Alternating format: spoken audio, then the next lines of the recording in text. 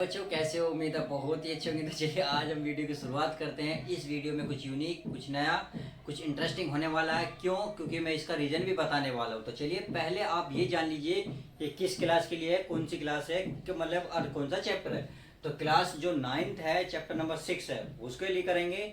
इस chapter number 6 का नाम है रेखाएं तथा कोण। आप इंग्लिश में इसे कह सकते हैं लाइन एंड एंगल्स। तो अब देखिए पुरानी बुक है, पुरानी बुक में जो आपका एक्सरसाइज है 6.3 है, नई बुक में आपको ये चीज नहीं मिलेगी। तो उम्मीद है अब आप सबको समझ गए होंगे।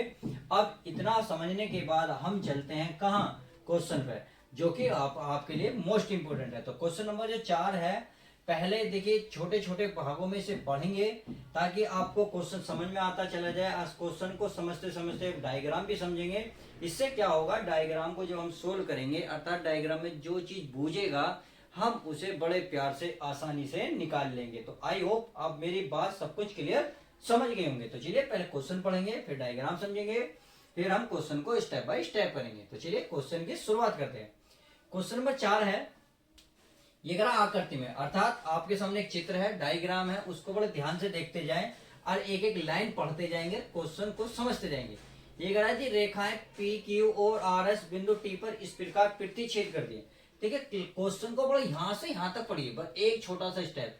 ये क्वेश्चन मानिए कि आपके पास इतना है, जिसमें बोले रेखाएं पी क्यू और क्या आर एस बिंदु टी पर इस प्रकार प्रतिच्छेद करते हैं। इसने कहा है पी क्यू और आर एस, पी क्यू और आर एस दो रेखाएं हैं जो एक दूसरे को किसी बिंदु पर काटती हैं, और इस बिंदु का क्या नाम है, टी दिया है। अब आगे बढ़ते हैं। ये कह रहा है प्रतिच्छेद करती हैं कि पी आर टी बराबर कितना, 40 डिग्री। तो इसका मतलब 40 अंश का हमें इसमें यहां कोण दिया है, अच्छी बात है।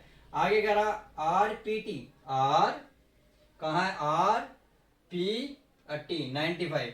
अब बच्चे कुछ बड़े कंफ्यूज हो रहे हैं, सर यहाँ पी भी है, आर भी है, टी है, तो आपने आर में ही 40 अंश क्यों लिखा?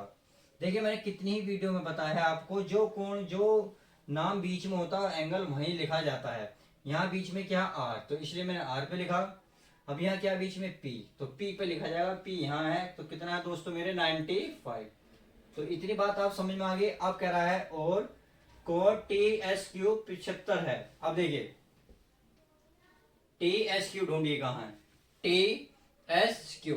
तो आप यहां रखेंगे, यहां रखेंगे, यहां रखेंगे, तो आप खुद सोचें मैंने अभी क्या बताया था। मैंने बताया था जो एंगल बीच में लिखा होता है वो वहीं लिखा जाता है। अब टी और क्यू के बीच में क्या, एस, एस पे लिखा जाएगा 75 यानी कि 75। अरे ये हो गया 75। आगे ये कह रहा है तो कोण एस क्यू टी ज्ञात कीजिए।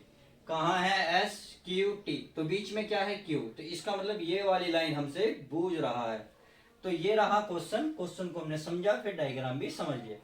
तो अब देखिए, अब मैं अगर पहले डायग्राम या चित्र को समझाऊं तो आपको बड़े ध्यान से देखेंगे, क्योंकि अगर देखिए चित्र समझ में आ गया तो हिंदी तो हम बड़ी आसानी से लिख लेंगे। क्या करना है, यदि मैं इस डायग्राम को बाहर निकालूं, बड़ा करूं, थोड़ा सा जूम करके, भाई अगर ये लाइन ऐसा है और ये इस तरीके से है, आप उम्मीद है समझ गए होंगे। यहाँ जो कोना है ये हमारा टी, और ये ऊपर है हमारा पी, और ये हमारा आर। तो इतना। अब आप एक बात बताइए, ये कितना है दोस्तों 40, और ये कितना है दोस्तों 95। क्या ये आपको ट्रायंगल नजर नहीं आ रहा? मैंने आपको ट्रायंगल में क्या बताया था, जब बेसिक समझाया था तो बोला था किसी भी त्रिभुज के तीनों ट्रायंगलों का योग 180 होता है। तो अब यदि हमें दो भाग दिए हो तो तीसरा भाग क्या करेंगे हम, एक, भाई आप इन दोनों को ऐड करेंगे, 180 में से जो माइनस करेंगे तो ये वाला एंगल निकल जाएगा। तो आप ये कह सकते हैं भाई 180 में से माइनस क्या क्या करना, इन दोनों को ऐड करने के बाद, अतः 95 प्लस 40। आप इन दोनों को ऐड करेंगे तो कितना होगा, 95 में ऐड करेंगे कितना है दोस्तों 135। अब आप इसको माइनस करो तो यह आ गया आपका 45। तो इसका मतलब यहाँ वाला जो एंगल मिला ये मिला 45। ठीक है, पहले डायग्राम समझ लो, फिर हम हिंदी तो आसानी से हम लिख भी लेंगे।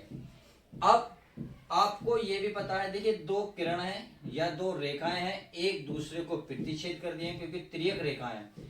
जब दो तिर्यक रेखाएं एक दूसरे को किसी बिंदु पर प्रतिच्छेद करती हैं तो उन दोनों पे बने कोण, देखिए अगर ये वाले कोण की बात करेंगे और इस कोण की बात करेंगे तो आपस में बराबर होते हैं। क्यों होते हैं? क्योंकि शीर्षाभिमुख कोण कहता है, शीर्षाभिमुख कोण ये कहता है जब तिर्यक रेखाएं एक दूसरे को ये प्रतिच्छेद करती हैं तो ऊपर बना कोण ये आपस में बराबर होगा और तथा इधर बना कोण आपस में क्या होंगे? बराबर होंगे। तो चलिए इतना तो बात आप समझ गए। अब आपने देखा यहाँ कितना 5 है, 45 कोण है, तो 45 को क्या करेंगे? 45 रखेंगे। जब ये 45 आ गया तो आप खुद ही बोल सकते हैं कि सर जब ये दोनों आपस में बराबर होंगे तो ये 45 होगा तो ये भी क्या होगा? 45 होगा। इससे क्या हुआ? अब हमें इस वाले ट्रायंगल में दो ट्रायंगल मिल चुके। तो तीसरा भाई हमारा क्या है?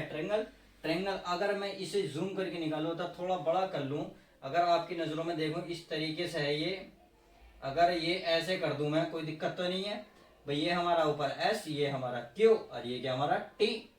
तो इस पे कितना है? 45 और ये कितना है? 75।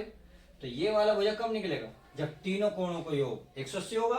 तो 180 में से इन दोनों को जोड़ के माइनस कर सकते हैं? नहीं कर सकते, बिल्कुल सेम यही करेंगे भाई। अब 180 में से क्या करो? इन दोनों को जोड़ो, इन दोनों को जोड़ोगे तो ये होगा 120। भाई आप 120 में से अब 180 में से 120 माइनस करिए, कितना आएगा? 60। तो उम्मीद है अब ये बात समझ में आ गई होगी, ये कितना है? 60 आंसर।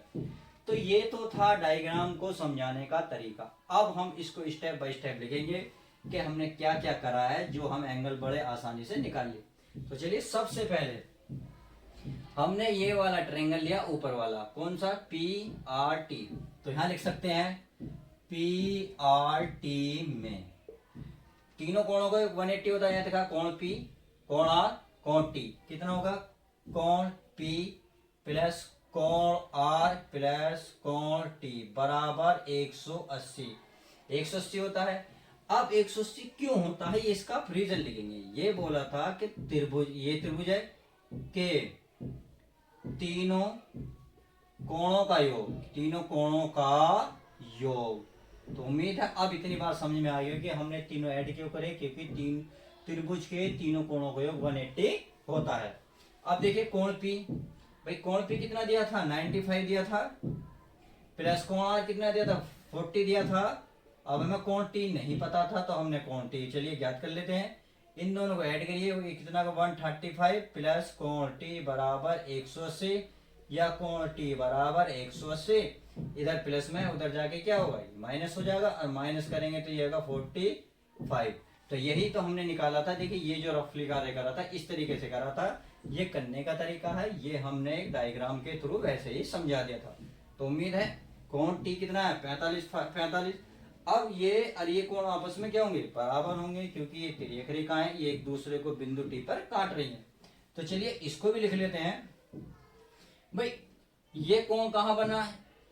ऊपर वाले त्रिभुज में, और ये कोण बना नीचे वाले त्रिभुज में, और ये कोण आपस में बराबर थे, अर्थात ये कोण, ये त्रिभुज और ये त्रिभुज आपस में क्या होंगे? बराबर होंगे। तो आप ये लिख सकते हैं कि त्रिभुज PRT बराबर होगा, चलिए ये RT में RT तथा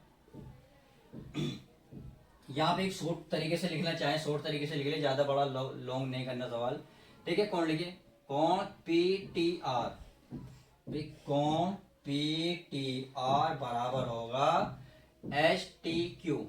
कोण STQ क्यों होंगे? क्योंकि शीर्षाभिमुख के कारण हमने क्या करे? आपस में कोण ये बराबर रखे। देखिए PTR, देखिए PTR अभी T निकल के लाए कितना? 45, अर्थात इसकी वैल्यू है 45 और बराबर हमें ये नहीं पता तो हम ऐसे ही लिखेंगे। तो इसका मतलब इसका मान भी क्या निकला?